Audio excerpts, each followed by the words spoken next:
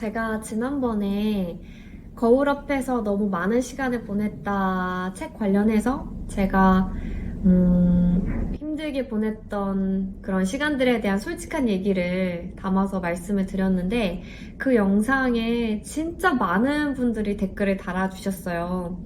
진짜 저처럼 폭식증이나 식이장애를 겪은 분들도 계셨고, 그리고 언니 덕분에 많은 위로를 받았다 이렇게 고마워하는 댓글도 있었고, 그리고 진짜 친한 언니한테서도 연락이 왔거든요. 근데 그 언니가 이렇게 얘기를 하더라고요.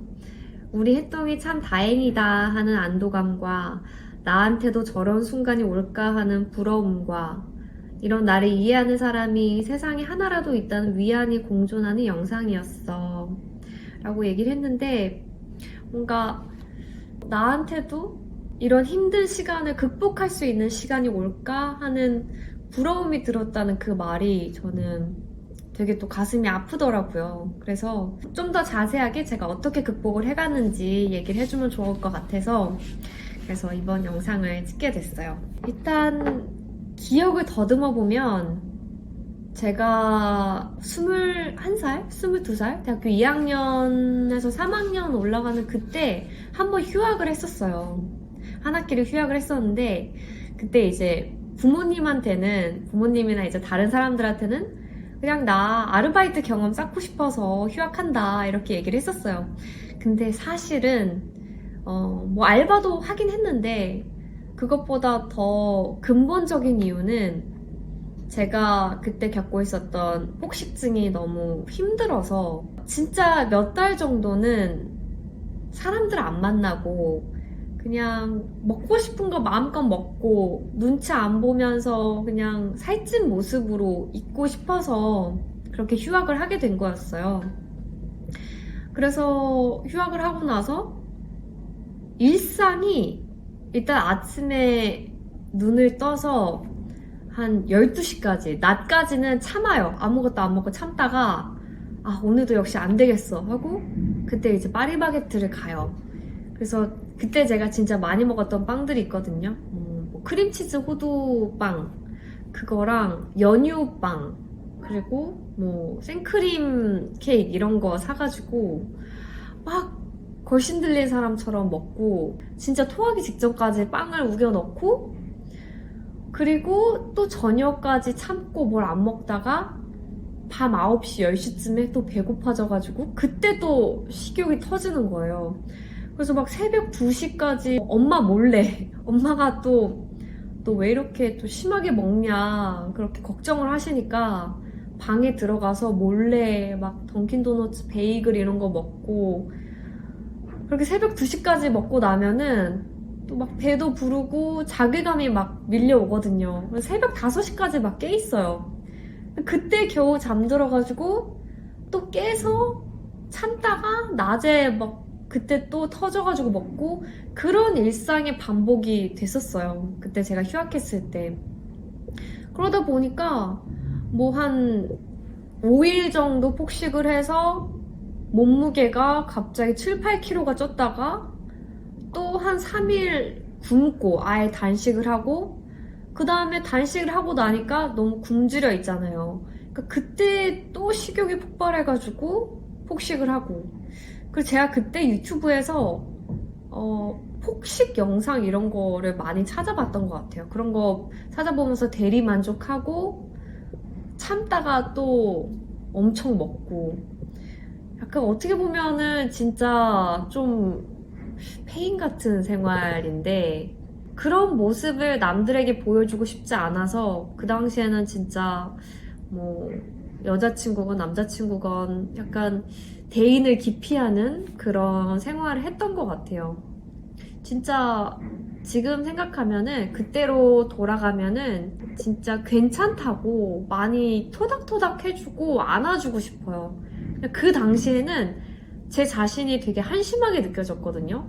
왜 이렇게 식욕 하나 조절 못해서 몸무게가 막 고무줄처럼 왔다 갔다 하고 사람들도 못 만나고 왜 그렇게 방 안에만 틀어박혀서 그런 시간을 보냈니? 막 구박하고 스스로를 못 살게 굴었지만 지금은 그때 너가 그만큼 힘들어서 그랬구나, 마음이. 그렇게 이해해줄 수 있을 것 같거든요.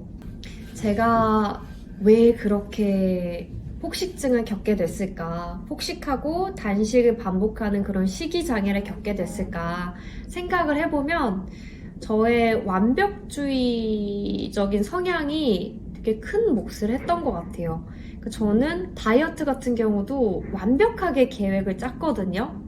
뭐 내가 몇 월 며칠부터는 나쁜 음식은 한 입도 먹지 않을 거야.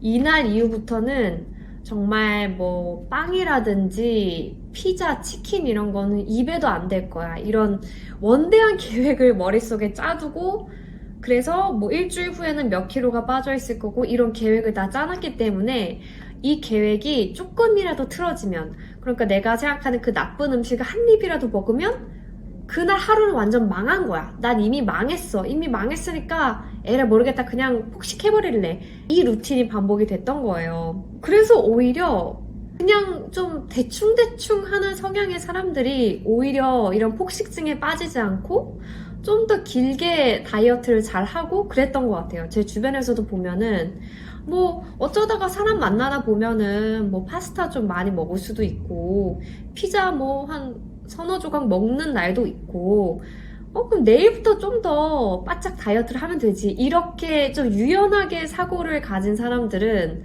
오히려 과정을 즐기면서 목표하는 체중에 좀 더 천천히 릴렉스하게 갔던 것 같아요. 근데 저의 경우는 그게 잘 안 됐거든요. 근데 저번에도 제가 얘기한 적이 있었는데 이 세상에 먹어서는 안 되는 나쁜 음식은 없는 것 같아요. 내가 그냥 내 스스로 나쁜 음식이라는 걸 정의를 한 거예요. 그래서 이 음식은 먹으면 안 돼 라는 생각이 더 이 음식을 막 탐하게 만들고 더 많이 먹게 만든 거죠. 왜 사람이 그렇잖아요. 이거 하면 안 돼, 안 돼 하면은 계속 그 생각만 나고 더 그걸 먹게 되잖아요. 내가 이 음식을 먹으면 안 된다는 생각이 자꾸 더 그 음식을 갈망하게 만들었던 것 같아요. 그러니까 평소에는 제가 막 햄버거 이런 것도 많이 안 먹거든요. 근데 이상하게 다이어트만 하게 되면은 그런 음식들이 먹고 싶은 거예요. 그래서 저는 이 다이어트라는 거를 단기 레이스로 생각하지 않으셨으면 좋겠어요. 제가 20대 때는 그랬어요. 이 다이어트를 한 달 동안 빡세게 해서 목표하는 체중에 도달하면 다이어트가 끝! 그리고 나서 그때부터 또 먹고 또 찌고 이 반복이었는데 진짜 저는 이제 길게 생각을 해요. 할머니가 되어서도 뭐 성인병, 당뇨 조심하기 위해서 통곡물 먹어야 되고 채소 더 많이 먹고 고기 줄여야 되고 나이가 들어서도 평생 그렇게 건강한 식단 조절을 해야 되기 때문에 뭐 하루 넘어진다고 해서 하루 계획에서 틀어진다고 해서 이게 뭐 끝장나는 그런 레이스가 아니란 말이에요. 그래서 이제는 하루 정도는 넘어져도 괜찮아. 하루 정도는 좀 계획에서 벗어나도 괜찮아. 이런 생각으로 정말 마라톤처럼 길게 생각하고 이 다이어트라는 걸 바라보려고 노력을 해요. 그래서 여러분들도 절대 이게 단거리가 아니고 장거리 레이스다. 이거 한 달, 세 달 안에 끝내는 그런 숙제가 아니다. 라는 거를 항상 생각을 하셨으면 좋겠어요. 저는 이제 샐러드 같은 거 먹을 때도 옛날에는 드레싱 하나도 안 하고 그냥 생 닭가슴살 아니면 생 돼지고기 구운 거 이렇게 먹으려고 노력을 했는데 이제는 돼지고기 먹을 때 막 쌈장도 뭐 듬뿍 찍어서 먹고 드레싱도 그냥 뭐 다 뿌려서 먹고 일단은 맛있게 먹는 게 중요한 것 같아요. 샐러드라는 음식이 그냥 살 빼려고 먹는 게 아니라 그냥 그 아삭아삭한 채소 식감이 좋고 그 드레싱과의 조화가 좋고 그 부드러운 수비드 닭가슴살 맛이 좋고 그냥 맛있어서 먹게 되는 그런 음식이 됐거든요. 여러분들도 너무 타이트하게 드레싱 한 방울도 안 뿌리고 그냥 막 채소 먹을 때도 그 막 생 파프리카 이런 거 우걱우걱 먹지 마시고 최대한 맛있게 오래 먹을 수 있는 그런 식단을 하셨으면 좋겠어요. 다이어트를 성공하기 위해서는 내 정신이 건강해야 된다는 걸 항상 생각을 했어요. 그래서 이 정신 건강, 우울해지지 않는 방법을 진짜 열심히 공부를 했던 것 같아요. 그래서 돈 내고 논문도 사서 읽고 인터넷에서 이 우울감이 어디서 오는지 또 이 식이장애와 우울증과의 연관성에 대해서도 되게 많이 공부를 했어요. 정말 그 박사학위 받는 분들처럼 관련된 책들도 진짜 많이 보고 논문도 많이 봤는데 우울증이라는 게 결국에는 세로토닌이라는 호르몬이랑 연관이 많이 돼 있더라고요. 세로토닌 분비하는데 도움이 되는 음식들이 또 있거든요. 그래서 대표적인 게 뭐 바나나, 그리고 아몬드, 뭐 호두, 우유, 치즈, 유제품들 이런 것들이 세로토닌이 분비된 도움이 되는 음식들이에요. 그래서 저는 의식적으로 그런 음식들, 바나나, 연어 같은 음식을 꼭 챙겨 먹으려고 노력을 했어요. 내 마음이 일단 건강을 해야 폭식증이 오지 않기 때문에 항상 이런 음식을 챙겨 먹으려고 노력을 했고, 또 진짜 중요한 게 햇빛 쬐는 거. 폭식증을 겪다 보면은 생활 습관이 좀 약간 야행성으로 바뀌게 되는 경향이 있는 것 같아요. 왜냐면은 주로 이제 밤에 폭식이 터지기 때문에 밤에 먹고 새벽까지 소화시키면서 막 우울해하면서 자괴감에 빠지면서 새벽까지 잠에 못 들다가 해가 한참 뜨고 나서 막 11시, 12시에 일어나는 이런 생활이 좀 반복이 됐거든요. 그리고 우울하다 보면은 밖에 잘 안 나가게 되고 그런 경향이 있는데 저는 그래서 더 의식적으로 그래도 어느 정도 일찍 일어나서 꼭 햇빛을 쬐려고 노력을 했어요. 햇빛을 쬐다 보면은 자연스럽게 이렇게 뭐 동네 한 바퀴 산책도 하게 되고 저는 집 앞에 호수공원이 있었거든요. 그렇게 해서 맑은 공기도 마시면서 햇빛을 쬐다 보면은 진짜 좀 왠지 모르게 이게 좀 플라시보 효과일 수도 있겠지만 뭔가 마음이 건강해지는 것 같다. 그리고 아침에 이렇게 해가 밝을 때 한 바퀴 걸었으니까 오늘은 뭔가 좀 더 기분 좋게 건강한 걸 먹을 수 있겠어. 이런 성취감도 들고 요즘 같은 겨울에는 또 일조량이 부족하기 때문에 햇빛 쬐는 게 쉽지 않을 수 있는데 의식적으로 낮에 한 1시, 2시 이럴 때 햇빛이 좀 강할 때 그때 한 바퀴라도 돌고 오시면 많은 도움이 될 거라고 생각을 해요. 햇빛만큼 중요한 게 운동. 운동 같은 경우에 식이장애를 겪는 시기에는 운동도 같이 놔버리게 되는 그런 경향이 있더라고요. 저 같은 경우에는. 왜냐면 내가 그날 폭식을 하면서 먹은 칼로리가 거의 몇천 칼로리가 되는데 운동 뭐 1시간 해봤자 1시간 걸어봤자 런닝머신 같은 경우 200칼로리? 많아야 300칼로리밖에 안 되거든요. 나는 이미 너무 많이 먹었는데 뭐 2, 300칼로리 소모해서 뭐해? 이런 생각으로 운동 같이 놔버렸어요. 근데 시간이 더 지나고 더 공부를 하다 보니까 그게 아니더라고요. 운동은 그냥 칼로리를 소모하기 위해서 하는 게 아니더라고요. 이것도 정신건강이랑 많이 연관이 되는데 운동을 하다 보면은 아드레날린이라는 호르몬이 또 같이 분비가 돼요. 특히 뭐 격한 운동, 땀을 흘리는 운동을 많이 했을 때 이런 아드레날린이 분비가 되면 우리 정신이 약간 우울해지는 거를 싸우는 데 도움이 될 수 있어요. 그래서 저는 정신 건강을 위해서 운동을 더 하려고 노력을 했어요. 이거는 내가 먹은 칼로리를 소모하기 위한 게 아니라 건강해지기 위해서, 특히 몸 건강보다 내 정신 건강을 위해서 운동을 하려고 노력했던 것 같아요.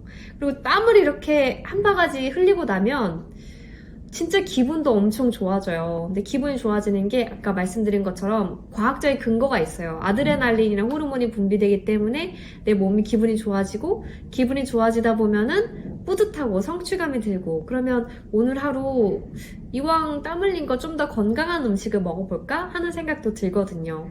그리고 운동도 뭐 여러 가지 종류가 있잖아요. 필라테스도 있고 웨이트도 있고 뭐 달리기 같은 유산소도 있는데 그 중에서 제일 효과적인 거 웨이트였던 것 같아요.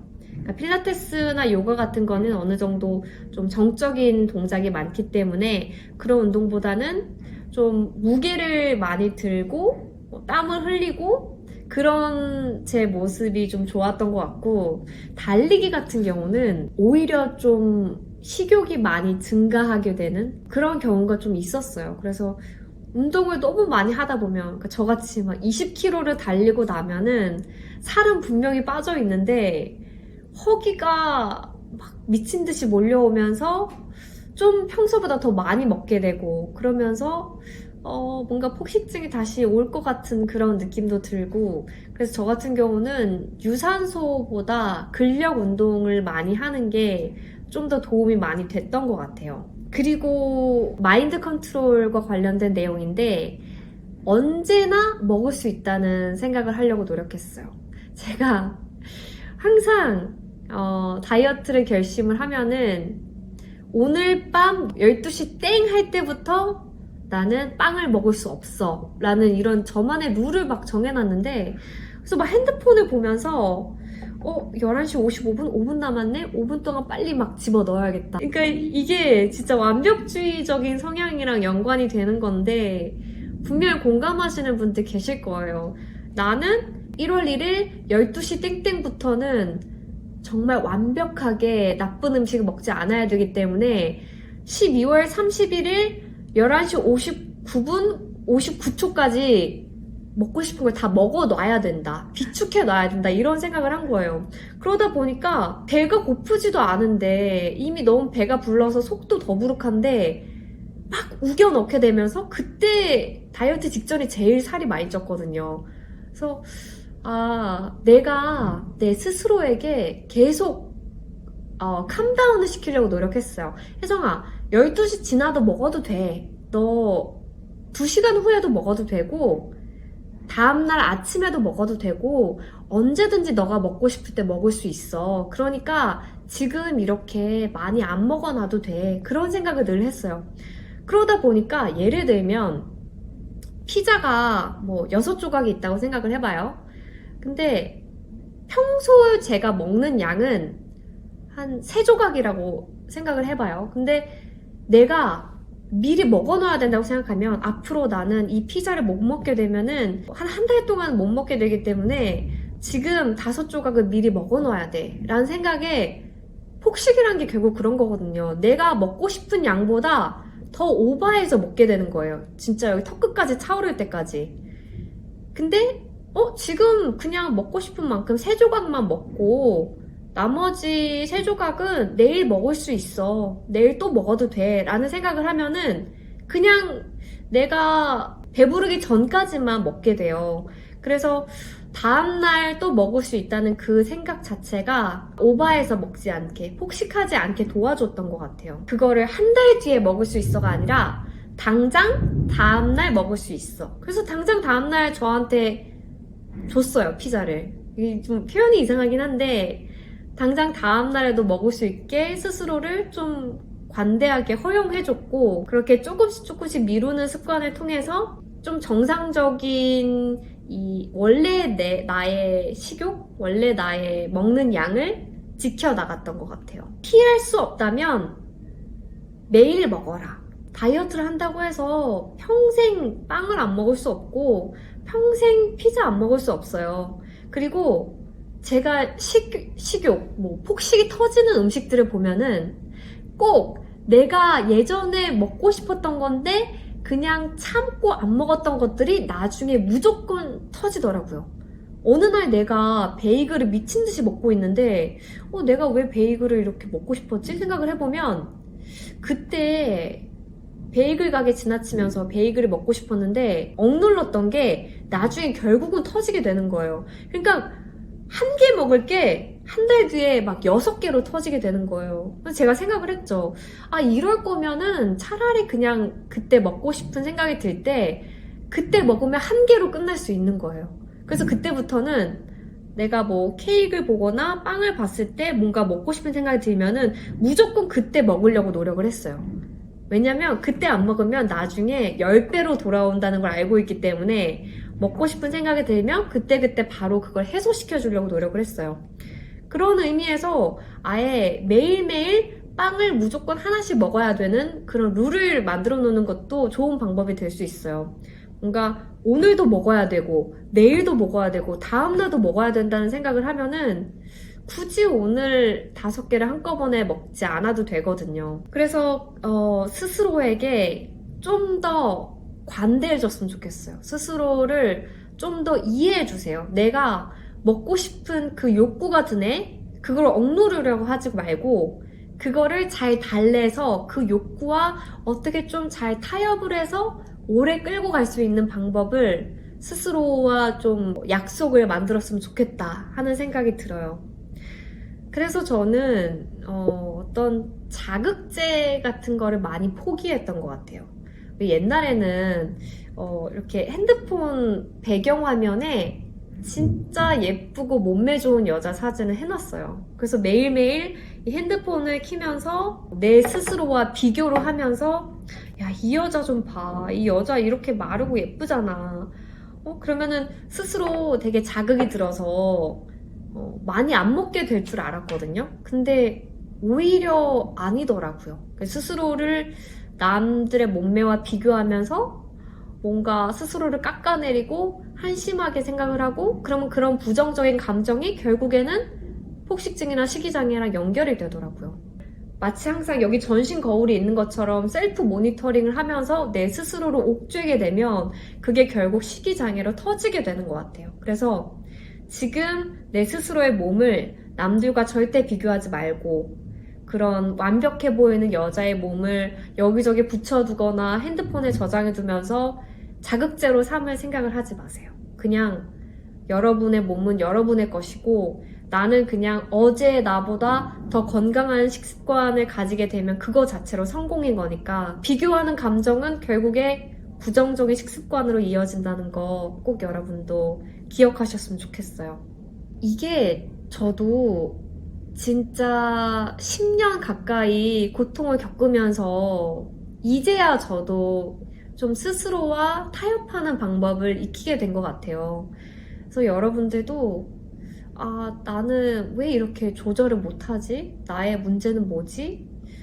그런 고통을 겪을 때 반드시 이게 시간이 지나면 더 나아질 거라는 그런 희망을 가지셨으면 좋겠어요. 그리고 그런 고통을 겪는 게 여러분들만의 고민이 아니고 늘 주위에 이렇게 힘들어하는 사람들이 같이 있고 그거를 같이 극복해 나갈 수 있다는 거 그거를 아셨으면 좋겠어서 이번 영상을 찍게 됐어요. 10년 동안 정말 많은 고민을 하고 정말 많은 눈물을 흘렸거든요.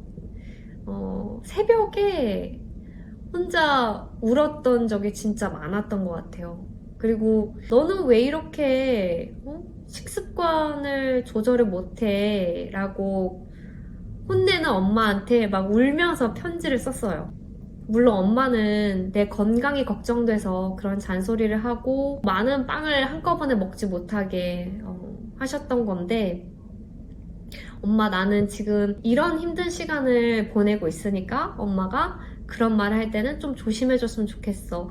그런 편지를 막 울면서 썼던 게 기억이 나는데 그런 시간을 보내고 나서 지금의 제가 이렇게 단단해졌던 것 같아요. 카메라 앞에 서는 직업임에도 불구하고 스스로를 더 사랑하게 될 수 있는 이런 자신이 된 것 같아서 여러분들께 말씀드리고 싶었어요.